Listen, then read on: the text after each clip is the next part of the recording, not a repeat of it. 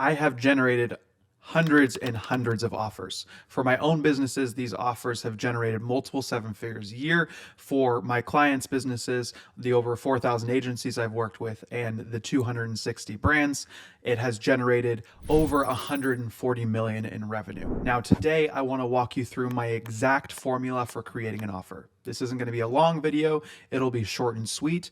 And it's literally how you, with your agency, can create the perfect offer that will convert every single time. You don't have to beg people to pay you money. This will lead them through the process of them being stupid not to say yes to what you're offering them. So we're going to go through 6 different points today, and short and sweet, it'll give you everything that you need to create your own offer for your agency. The first thing is it needs to be a one-of-a-kind offer. And by one-of-a-kind offer, I mean not a service that doesn't exist. For example, we do SEO and Google ads for e-commerce brands. You might do email marketing. What you're doing isn't new, right? So we're not saying that you need to come up with a new service that doesn't exist. Being innovative isn't necessary. It's how you communicate that offer and how you identify the starving crowd within that offer. For me, for example, when I dove into SEO, the first thing that I noticed is that people were sick of how long SEO took. Right? They were like, man, SEO takes so long. Even if you Google it, the first thing that comes up, I think, is a Forbes article, and it says that SEO takes 6 to 12 months in order to get results. So I knew that people were sick and tired of waiting so long. So the starving crowd that I identified inside of the SEO niche were people that were just tired of waiting for results. Now, another starving crowd that I was able to identify was the e-commerce crowd. There wasn't anyone that specialized in SEO for e-commerce. So when I launched my offer into the market, I was able to identify 2 starving crowds and then build an offer around those, telling people, hey, I will get you results in 90 days. Guaranteed, or I'll work for you for free. Even at the beginning, I would say I would give you your money back, because I knew that these people were so starving for what I had to offer, which was speed, reliability, and a specialization in e-commerce, that whatever offer I gave to them, if it had any form of guarantee, that they would happily drop whoever they were working with and come work with me.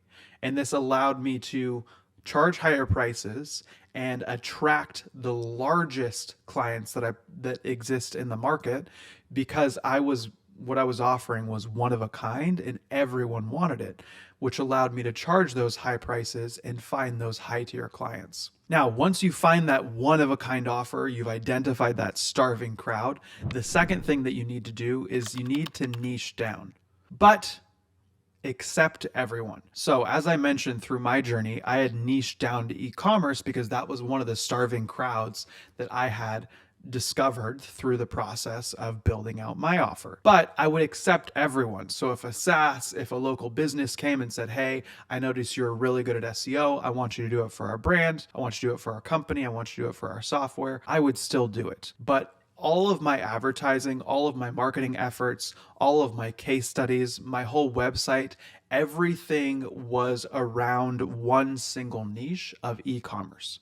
And this allowed me to become a specialist in an area and then be able to charge prices that were 3 times what my competitors were charging, because they were doing SEO for everyone on the planet, or they were doing multiple services. We were just dedicated to SEO. And just recently, about 6 months ago, we branched out to Google Ads. And so now we're the Google agency, right? So we're still specializing in something, specializing in a specific niche, and we're becoming the best at it. And when you're able to become the best at something and get incredible results, then people will come to you because they know that you're specialized in that. And anyone that comes to you that's inside that niche, they're more likely to convert because they know that you're good at that. For example, if I were to do a weight loss program, say I would build a weight loss program specifically around people that are over 300 pounds, right? That means that I would become an expert. I would be the best person ever at helping people over 300 pounds lose weight. And so guess what? everyone on the planet that was over 300 pounds, they would want to come to me because I was good at what I do. If someone that was 220 pounds that just wanted to lose 30 pounds came to me, once again, I'm not going to turn them away, but they're not going to be my case study, and they're not going to be the people that I target when I'm actually going to look for people. That's the second thing, niching down. The third thing is to solve all of their problems. And by solving all of their problems, I don't mean anything that they throw at you, you have to figure out, or like, oh, do you do landing pages also? And can you help me with this? Oh, I'm having a difficulty with my sales team over. Like, don't do everything. That's not what I mean. I don't mean do everything for them. I mean solve all their problems inside of that niche and inside of that offer that you've created. Don't have partial solutions, right? So one of the things that we included in our service of SEO is we also do conversion rate optimization. Why? Because one of the big issues that we saw other agencies causing with brands and having is that they would drive all this traffic, all this organic traffic, and the people wouldn't convert. They wouldn't buy. They would just be traffic on the page. And then that client doesn't get an ROI and there's no benefit to it. So we actually included CRO in our service so that we said, hey, all of this traffic that we're driving to you, we're not only going to solve that problem for you of getting you that traffic and getting you those eyeballs, but we're going to also make sure that they actually purchase from you. Another issue that we saw a lot of people having is they didn't have a lot of brand authority. And one of the things that SEO can do is give you that brand authority in the eyes of Google, but it also can give brand authority in the eyes of people every day just searching for your brand. So then we started doing PR articles where we're actually publishing do follow links. If you're familiar with SEO, do follow links through PR articles. So not only does it help with their SEO, but then it helps with their brand authority. So when anyone searches their brand name, they're showing up on Google, and they're able to use these articles to boost that brand authority so that when someone searches one of those keywords that we've ranked them for, or one of those keywords that we've bid for on Google Ads, then they have that authority immediately of look how well known we are in the industry. So that was another problem that people were having is we brought all this traffic, but people had no idea who they were. And that's not necessarily an SEO problem, but that was a problem that we could easily solve with our SEO services. So the third thing is try and solve all their problems so that when they come to you for SEO, when they come to you for email marketing, when they come to you for Facebook or Google Ads or UGC, whatever the service is that you're offering, you're not only able to address that issue, but you're like, hey, I'm now stacking this offer, and that's one of the points I'll get to. I'm now stacking this offer with all this value that's going to solve all your other problems that are inside of this niche as well. Now, that doesn't mean I'm going to go out and do their Facebook ads too because they have a Facebook ads issue, but I am going to solve the problems that are within my niche. Now, the fourth thing is to enhance the perceived value of your product. Now, the way that you do this mainly is just through case studies, right? Is having some experience in the industry and understanding what business owners want to see. One of the things that I noticed very quickly inside of my niche, SEO, was that people oftentimes talked about how much traffic, impressions, clicks, all that kind of stuff that they drove to the website. Same thing with Google Ads. People would say, oh, look at this ROAS, look at all this traffic that I drove for you. But oftentimes a lot of that was either branded search or it was just traffic that didn't actually convert. There's a lot of different things in those numbers that you can make your numbers look good.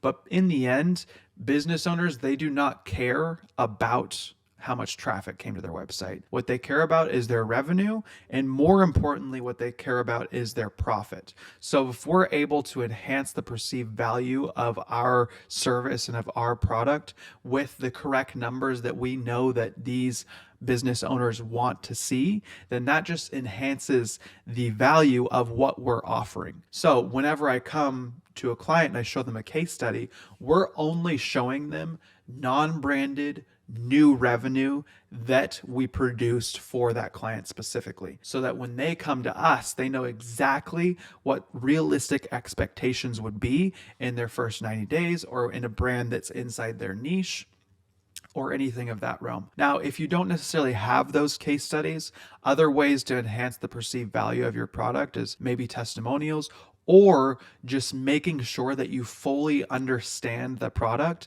and the value that you give to them for free. If you're doing a free audit, if you're auditing their email, if you're auditing their Facebook account, the value that you give to them for free actually be valuable, because then they'll see that, wow, if they'll do all of this for me for free, I can't imagine what they'll do once I pay them. And I've actually had testimonials like that where people are like, I can't believe the value that they gave out for free. And I thought that it was just to attract me as a customer. And then once I got in, they would do more for me than they even did for free once I paid for it.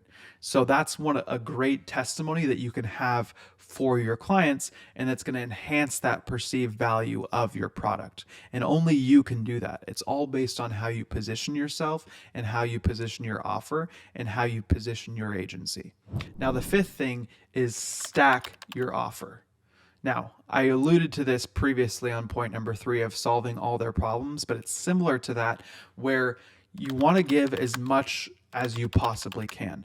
So even if they're just coming to you for one thing, as I mentioned, SEO, stacking more things under that just makes your offer more irresistible. For example, if I'm coming to you and I'm wanting to grab lunch and I'm like, okay, I'm going to go order a steak at this restaurant. I can't wait. And then with that steak, if they brought me out bread, fries, drinks, all these different things for free on top of the steak, and they offered that to me, it would be a no-brainer for me to say yes to the steak, because all I wanted was a steak, and then I get all these extra things along with it. So when people come to us for SEO, when people come to us for Google Ads, and we're saying, hey, with your SEO, you're also getting PR. You're also getting a software that we're going to hook up to your website. You're also getting conversion rate optimization. You're also getting an account strategist that's actually going to build out this marketing strategy for you that you can also use elsewhere. We're also helping with your branding. For them, it's like, oh my gosh, I just wanted SEO, and now for what I thought was going to be the price of just SEO, I'm getting all of these extra things included in that offer. And then for them, it adds extra perceived positivity to what you're telling them, and it's going to make them want what you have even more because it solves those problems. For example, my team had a call last week with someone that was looking for SEO. They came to us, they had the call, we did the demo call, we presented the proposal to them, and inside of that, obviously we showed that it had CRO, conversion rate optimization. And they're like, oh my gosh, I was just in the middle of looking for a CRO agency. And because we offered that for free underneath our service, they went with us immediately because it killed two birds with one stone. And they were able to solve that problem all underneath the same team, working with the same people. And it was an issue that they knew that they were already having. And even if they don't know that they're having that issue, oftentimes through an audit, you can see, oh, wow, your conversion rate's only at 2%. We can get that up to X amount. And that's included in what we're doing. So you can create those extra problems or those extra hurting points when you're actually going through the discovery phase. Okay, so that's number 5. Stack your offer so that the sheer value of what you're giving to them and what you're offering to them would be dumb to say no to. Now, the 6th thing is make it exclusive and don't seem desperate. So once again, we try to niche down as much as we can. At the beginning, you don't have to niche down as much because you kind of just want cash flow, right? But now for my agency, we're only working with brands that make 100,000 plus every single month. So we're able to specialize in that size of clients. We get better results for them, etc. And we get to make it exclusive for that level of brand. So anyone that wants to work with us, they're desperate to get to that level so that they can come and actually work with us. So I'll give you an example. I had a brand that signed on with us last month. He had been following me and watching my content for about a year. He had been on 2 previous audit calls and 2 previous calls with proposal calls to actually present him our offer, but he never qualified for the offer because he was under our threshold that we were looking for. So he waited for a year. He spent money on other agencies. He literally said, hey, I wasted so much money going on these other low quality agencies, didn't get the results that I wanted. And then finally, I qualify and I can afford to work with you. And we made it look so exclusive to him that he worked his butt off literally to get to the level where he can work with us. And that's crazy to think about, that someone's just growing their business to get to the point where they can then hire us to work for them. But if you make it seem exclusive and you don't seem desperate for their business, they're going to want your offer even more. If I come out and say, hey, I'm only taking 2 clients, and it has to be real, none of that fake scarcity, none of that trying to offer these sales. Like if you're offering all those things, you just look desperate. But if we're saying, hey, we're only working with 2 clients, we've already sold those 2 clients, now we have a waiting list. The people that are on that waiting list will be desperate just to pay you that deposit or pay you that fee to be able to reserve their spot, because they don't see you as desperate. They don't see you as climbing after their money and trying to push the sale down their throat. Because the more you seem desperate and seem like you're trying to push it down their throat, the less value that your offer actually has. So if you make it exclusive, if you don't seem desperate, then that's really what's going to convert the offer more. The best closes that I have ever had are the ones where I didn't care whether or not they bought. And I know that sounds silly, but I would get on a call with them, I would present the offer to them, I would walk through all of the things that we audited on their site or audited through their agency or whatever the sales call was. And if I didn't care whether or not they bought from me, that's generally the time that someone's paid me the most money, because I'm more worried about that person actually getting the solution that their business needs than me making money. And once you're able to make that switch in your mind of, I no longer care if people actually buy this from me, I'm more worried about getting them the results and targeting the people that benefit the most from my product and from my service, then that's when people are really going to see that you're not trying to push things down their throat and that you don't seem desperate, and they'll be more willing to pull out their checkbook and write a check for whatever your service is. Obviously, no one's writing checks anymore, but you get the point. So don't try and seem desperate. Don't try and sell to someone just to make money. The goal is, I have a solution for you. It's the best solution for your business, and actually build that out. When you're going through your offer, make sure it's actually the best offer ever. And then when people see that you have that best offer and that you have their best interests in mind, they'll be much more likely to say yes and to move forward with you and to say that, yes, I'd love to work with you. Yes, this is the best thing for my business, and follow you for a year and try and work with you for a year until they actually can get to the point where they can, or for them just to sign that contract right on that first call. So don't seem desperate and genuinely try and help people. Once you genuinely try and help people, I promise everything's going to change for you, because it's also going to change how you look at the client. I'll have clients come to me or leads come to me and they'll say, hey, look, this is my business, this is what we do, yada, yada, yada. And I'll look at it, I'm like, you know what? There's not much that we can do for you. You know, you should really go try and do this instead. And they respect that more than trying to sell something to them that ends up not working, but then they'll come back to you or tell their friends about you. And then you have this great exclusive offer of someone that's not desperately looking for every single client on the planet. So I think the 6th one is one of the most important ones. I also think stacking the offer is incredibly valuable. So the first one was that one of the kind of offer, identifying that starving crowd. The second one was niching down, but accept everyone. The third thing was solve all their problems. The fourth thing was enhance the perceived value of your product or of your service. The fifth one was stack your offer. And then the sixth and final one was make it exclusive and do not seem desperate. Remember, we're here to help people, so you have to remember that when you're crafting that offer. And that's one of the things that has been the most successful strategies for me, is making sure that when I'm crafting an offer, I'm not just trying to guilt people into buying something. I am actually trying to help people and build something that's going to push their business forward. So thank you so much for watching. Subscribe below, and I will see you on the next video. I'm going to be walking through everything that you possibly need to build an agency from zero and to grow it past 100K every single month up to the multiple 7 figures a year mark. Thank you guys so much for watching. Once again, many of you will watch, but very few of you will actually listen.